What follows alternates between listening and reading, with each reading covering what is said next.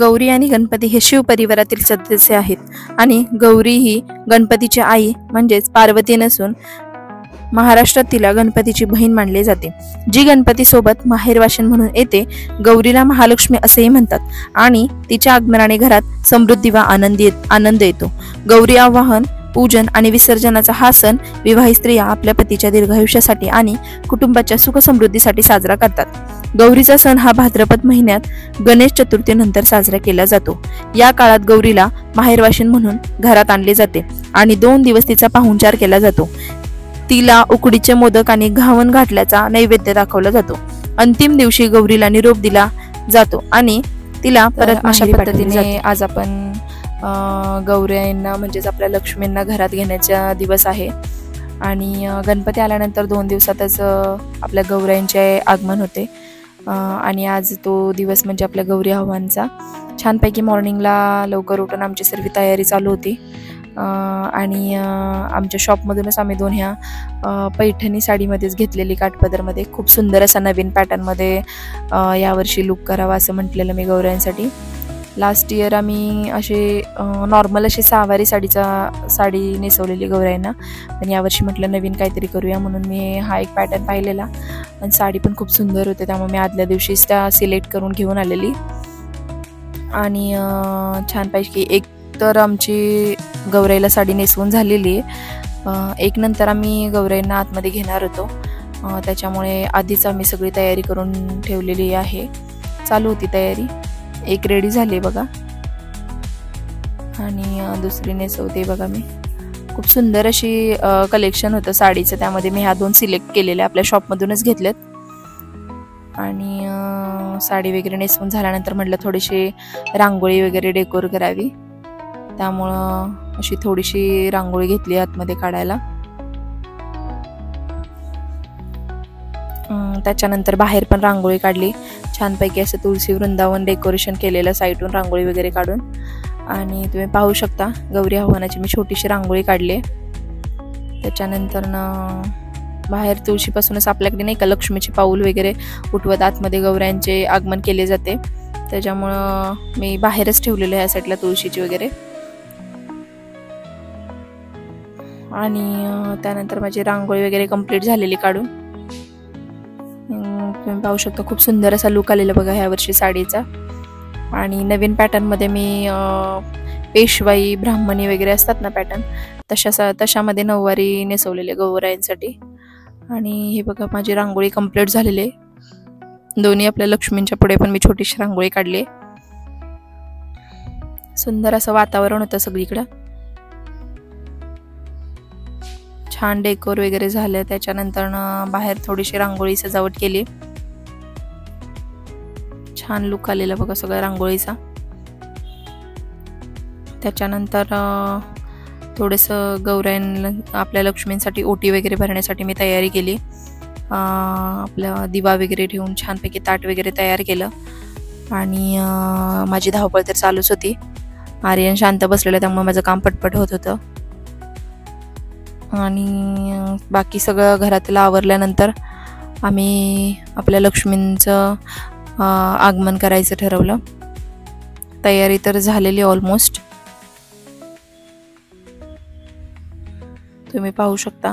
सगळ्यांच्याच घरी आपल्याकडे गौरी गणपती आल्यानंतर एक छान असं वातावरण असतं आणि आपले सण समारंभ खूप सुंदरच आहेत, त्याच्यामुळे घरात अगदी आनंद असतं सगळीकडे.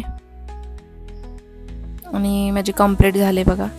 त्याच्यानंतर मी थोडेसे असे आपल्याकडे नाही का तुळशीपासून आतपर्यंत लक्ष्मीचे पाऊल उठवतात तसे मी हळदी कुंकवाने पाऊल उठवून घेतलेले बाहेरून. तुम्ही पाहू शकता बघा सुंदर अशा आपल्या लक्ष्मी आलेल्या आहेत.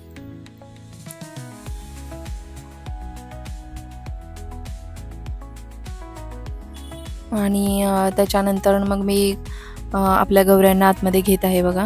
ते पाहू शकता त्यांचे पूजन वगैरे केले.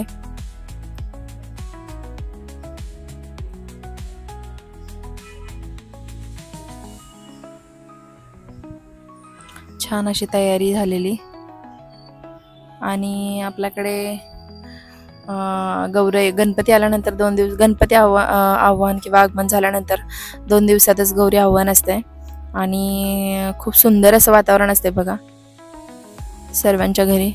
त्यानंतर मी गौऱ्यांना आपल्या आतमध्ये घेतलं, त्यांना छान असं आसनावरती ठेवलं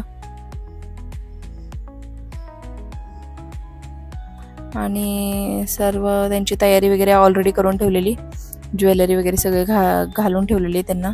आणि नंतर म्हटलं फक्त आपल्या लक्ष्मी ठेवायला येतील, त्याच्यामुळं मी लास्टलाच ठेवणार होते लक्ष्मी. छान असे पाऊल वगैरे खूप सुंदर उठलेले आणि लक्ष्मीचे. ते ज्वेलरीमुळे काय ते व्यवस्थित बसत नव्हतं, ते थोडंसं हालत होतं, त्याच्यामुळे मला पुन्हा ज्वेलरी पूर्ण काढावी लागली आणि मग व्यवस्थित बसवली. ते बसतच नव्हते, त्याच्यामुळे पुन्हा ज्वेलरी वगैरे काढली आणि पुन्हा बसवली ती व्यवस्थित.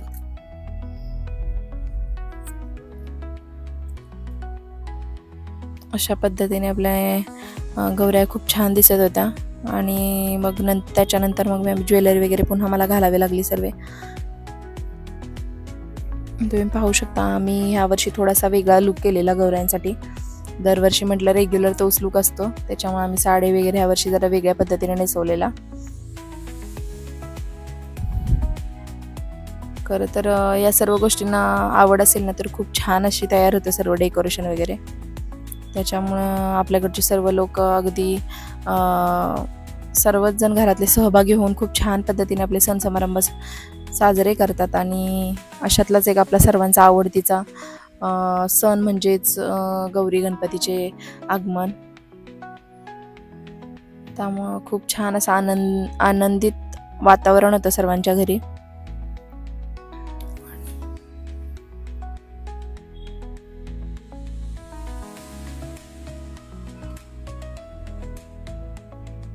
ते आम्ही ज्वेलरी वगैरे आधी घातल्यामुळं ते बसत नव्हतं ॲक्च्युली, थोडंसं क्रॉस होत होतं, हालत होतं खूप, त्याच्यामुळं पुन्हा मला व्यवस्थित ते करावं लागलं. आणि त्याच्यानंतर मग ज्वेलरी घातली मी.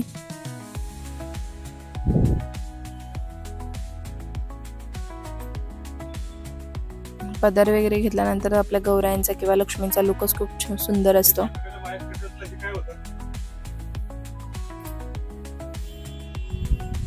खूप छान आहे बघा.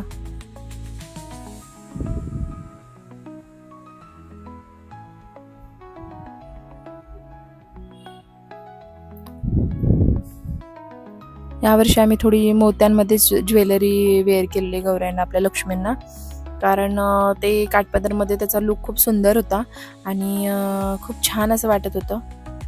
तुम्ही पाहू शकता बघा. ॲक्च्युली मी व्हिडिओ थोडा लांबूनच काढला आहे, त्याच्यामुळे तुम्हाला पूर्ण दिसत नसेल, पण नंतर मी पूर्ण दाखवते मी पुढे जाऊन तुम्हाला व्हिडिओ.